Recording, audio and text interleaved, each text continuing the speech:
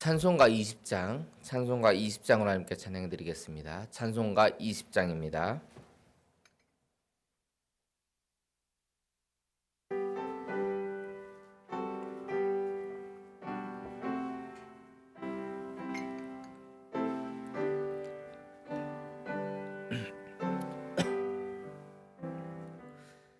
큰 영광 중에 계신 주 나 찬송합니다.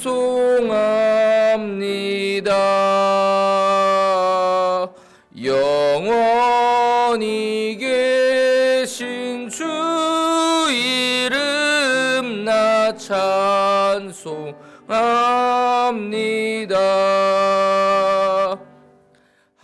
한없이 크신 능력을 나 찬송합니다.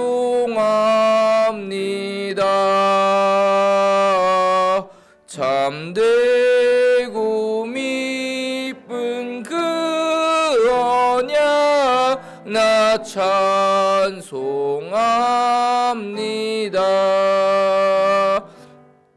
온 천지 창조하시던 그 말씀이 믿어 영원히 변치 않는 줄 나 믿사옵니다.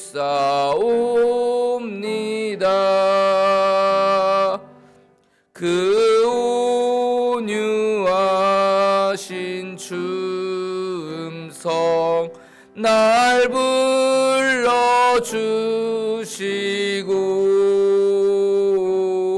그 품에 품어 주시니 나 찬송합니다.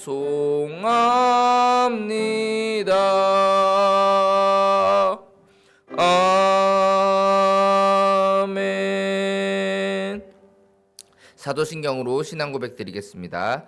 전능하사 천지를 만드신 하나님 아버지를 내가 믿사오며 그 외아들 우리 주 예수 그리스도를 믿사오니 이는 성령으로 잉태하사 동정녀 마리아에게 낳으시고 본디오 빌라도에게 고난을 받으사 십자가에 못 박혀 죽으시고 장사한 지 사흘 만에 죽은 자 가운데서 다시 살아나시며 하늘에 오르사 전능하신 하나님 우편에 앉아 계시다가 저리로서 산자와 죽은 자를 심판하러 오시리라.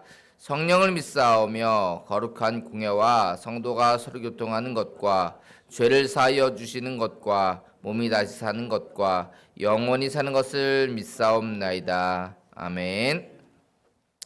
네, 하나님 말씀 민수기서 1장 1절부터 54절까지의 말씀입니다. 구약성경 민수기 1장 1절부터 54절까지의 말씀입니다.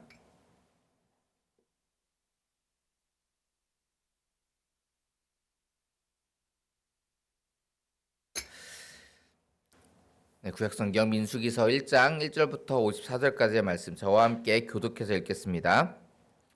이스라엘 자손이 애굽 땅에서 나온 후 둘째 해 둘째 달 첫째 날에 여호와께서 시내 광야 회막에서 모세에게 말씀하여 이르시되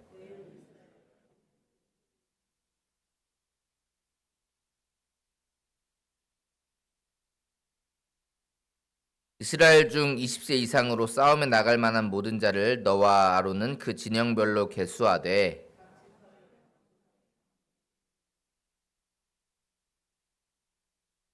너희와 함께 설 사람들의 이름은 이러하니 르우벤 지파에서는 스데울의 아들 엘리수리요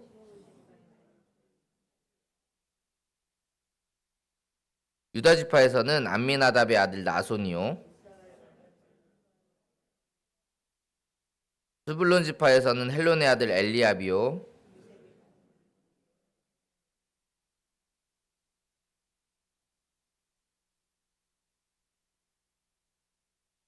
베냐민 지파에서는 기드오니의 아들 아비단이요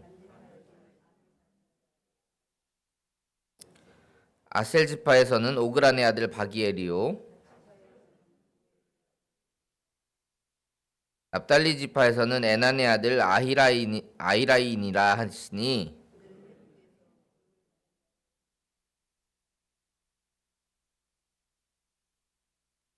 모세와 아론이 지명된 이 사람들을 데리고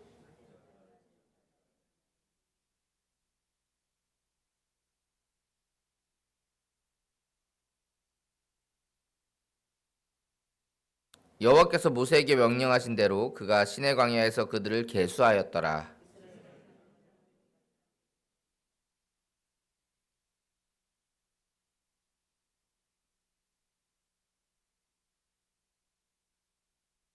르우벤 지파에서 계수된 자는 46,500명이었더라.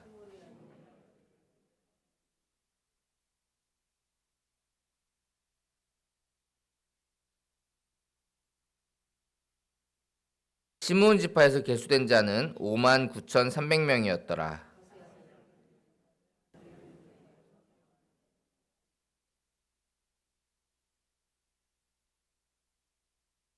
갓 지파에서 계수된 자는 45,650명이었더라.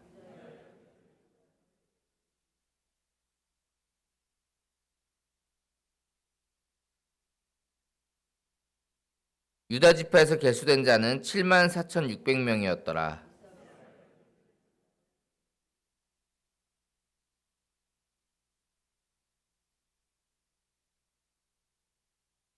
이사갈 지파에서 계수된 자는 54,400명이었더라.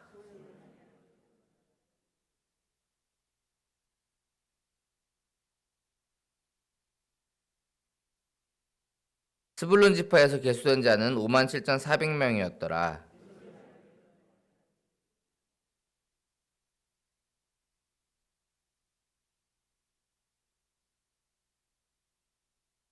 에브라임 지파에서 계수된 자는 45,000명이었더라.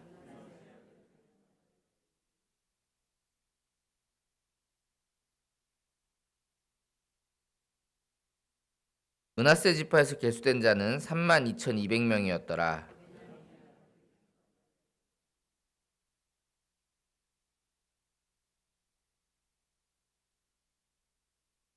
베냐민 지파에서 계수된 자는 35,400명이었더라.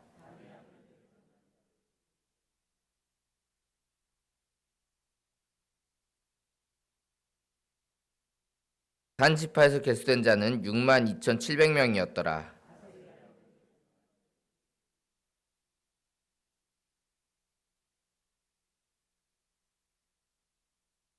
아셀 지파에서 계수된 자는 41,500명이었더라.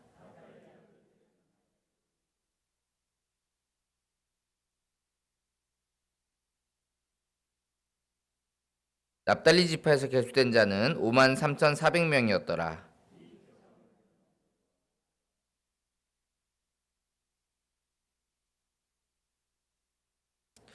이같이 이스라엘 자손이 그 조상의 가문을 따라 20세 이상으로 싸움에 나갈 만한 이스라엘 자손이 다 계수되었으니 그러나 레위인은 그들의 조상의 지파대로 그 계수에 들지 아니하였으니 너는 레위 지파만은 계수하지 말며 그들을 이스라엘 자손 계수 중에 넣지 말고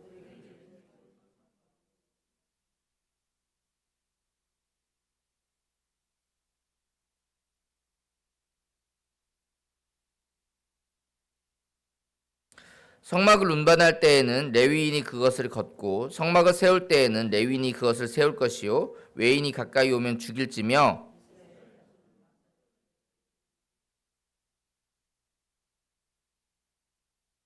레위인의 증거의 성막 사방에 진을 쳐서 이스라엘 자손의 회중에게 진노가 임하지 않게 할 것이라. 레위인은 증거의 성막에 대한 책임을 지킬지니라 하셨습니다. 이스라엘 자손이 그대로 행하되 여호와께서 모세에게 명령하신 대로 행하였더라. 아멘. 네, 오늘부터 우리는 민수기를 읽게 됩니다. 민수기는 총 36장, 36장으로 되어 있죠. 앞으로 19일간 우리가 읽게 될 텐데 오늘은 이 민수기가 어떤 책이고 또 우리가 어떻게 읽어야 할지에 대해서 좀 소개하도록 하겠습니다. 민수기라는 책의 제목은 백성민자의 셈 숫자를 사용을 했습니다. 백성의 숫자를 기록한 책이다. 이런 거죠. 영어로도 이제 넘버스라고 돼 있어요. 그래서 숫자들 이렇게 돼 있죠. 숫자들.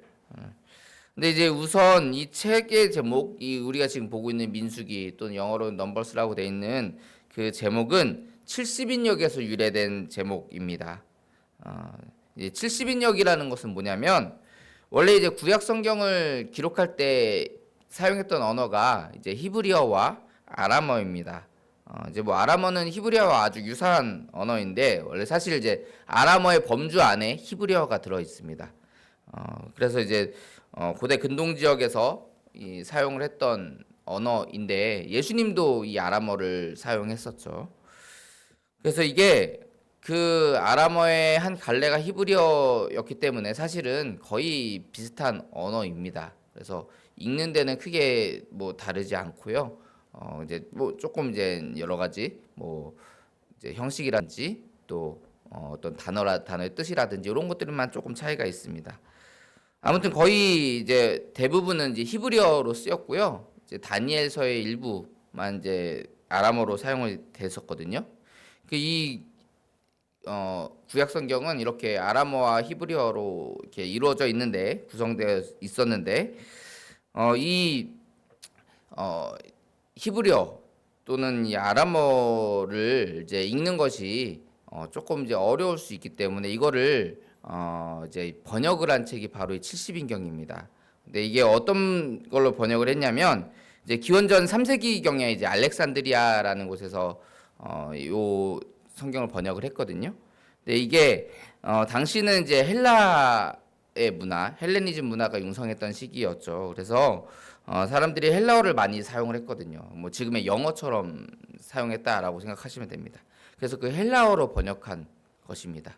헬라어로 번역을 했는데 그거를 맡은 사람들이 누구냐면 유대인들을 이제 데려다가 했는데 72명 정도 됐어요. 그러니까 이스라엘이 12지파잖아요. 12지파에 6명을 이제 곱하면 72가 되겠죠. 그래서 이 72명의 학자들을 참가시켰는데 이제 이 사람들이 이제 마소라 학자들이라고 해요. 근데 이제 이 사람들을 이 사람들 통해서 이제 이 성경을 번역을 했는데 약 70명 정도 되잖아요. 그래서 이것을 70인경이다 이렇게 우리가 얘기를 합니다.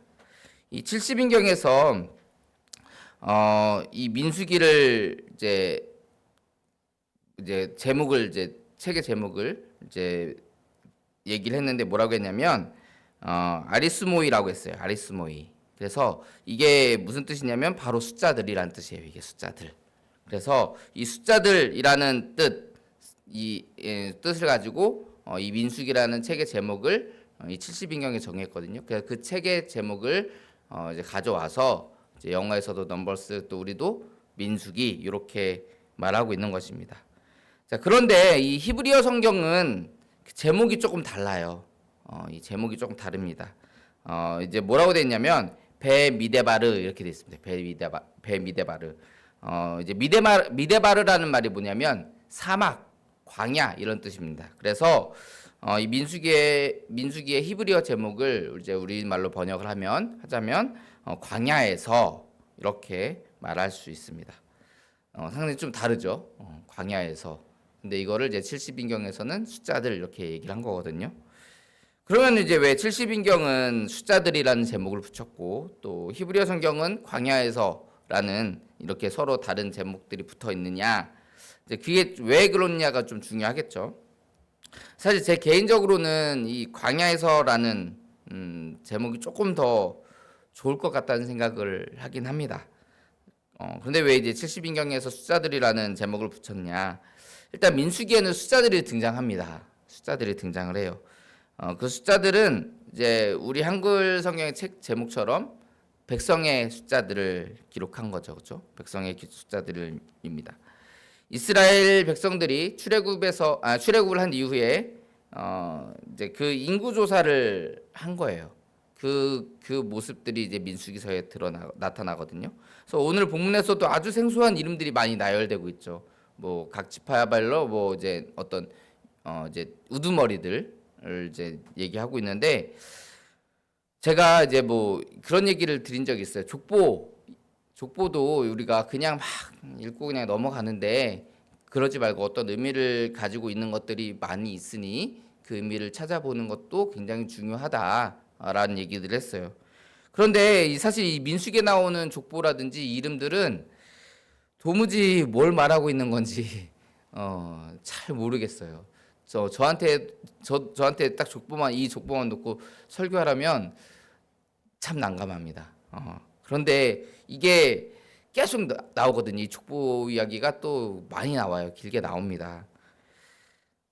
네, 그래서 이 족보 이야기를 가지고 왜 이 민수기에 이 족보 이야기를 그렇게 또 길게 썼느냐?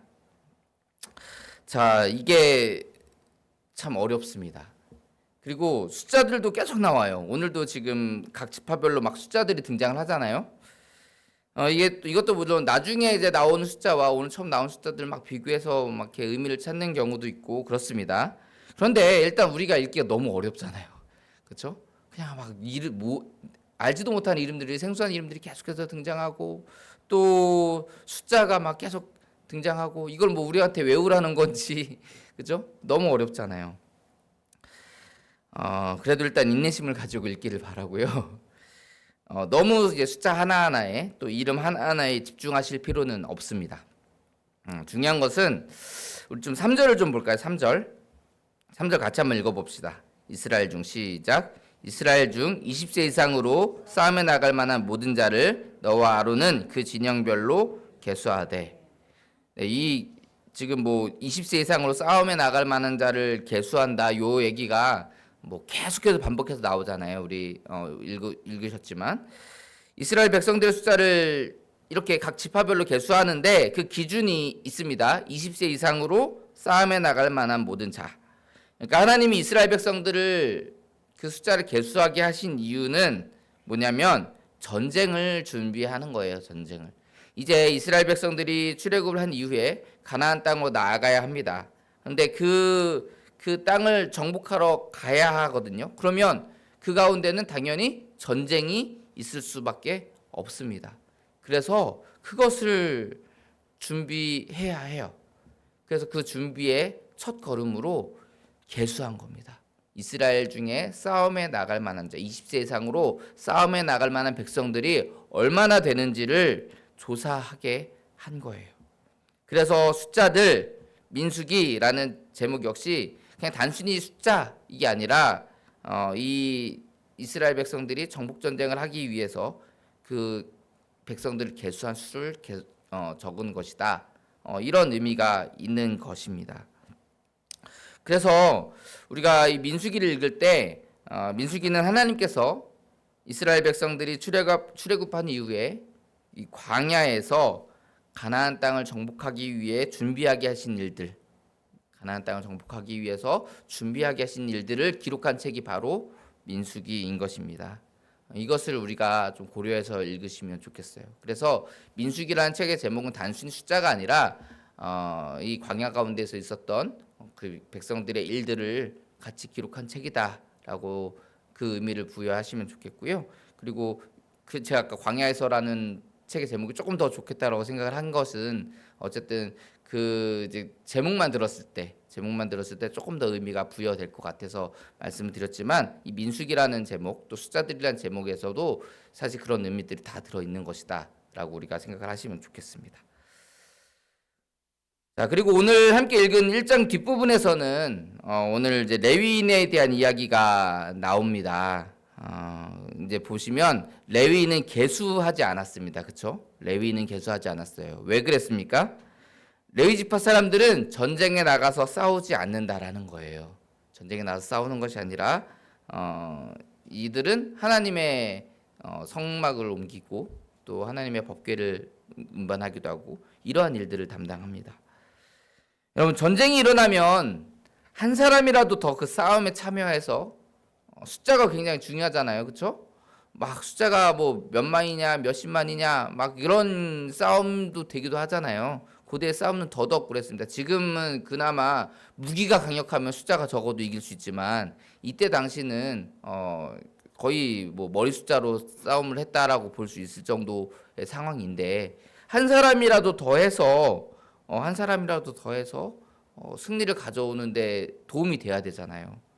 심지어 큰 힘이 없는 여자나 아이들까지도 그 전쟁에 동참하기도 합니다.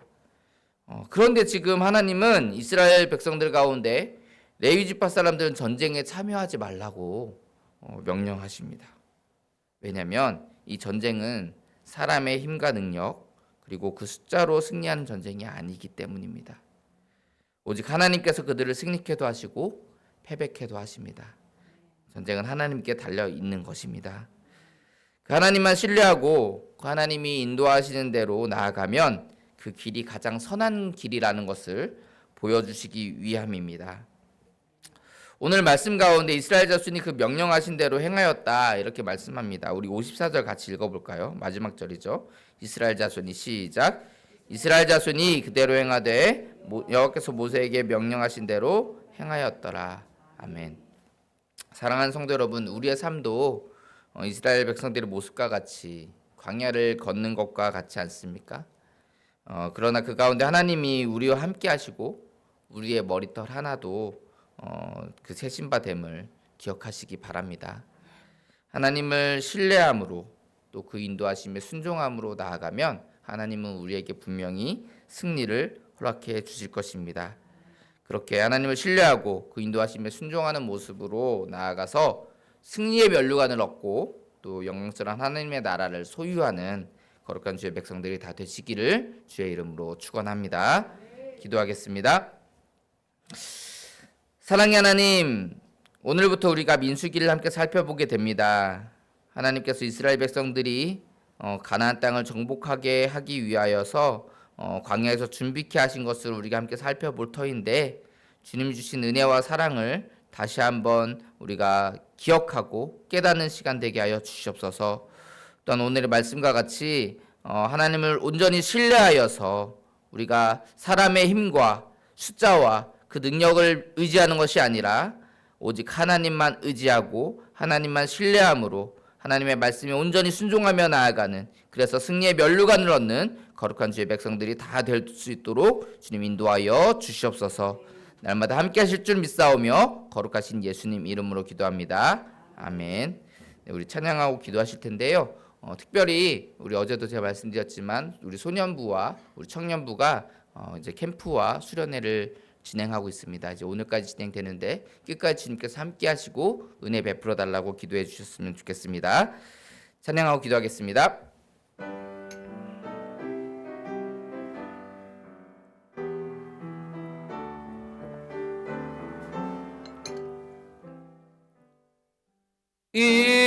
인내하신 구세주여 내가 비오니 죄인오라 하실 때에 날 부르소서. 주여 주여 내가 비오니 죄인오라 하실 때에 날 부르소서. 자비하신 보좌 앞에 꿇어 엎드려 자복하고 회개하니 믿음 주소서. 주여 주여 내가 비오니 죄인오라 하실 때에 날 부르소서. 주의 성호 부르겠습니다. 주여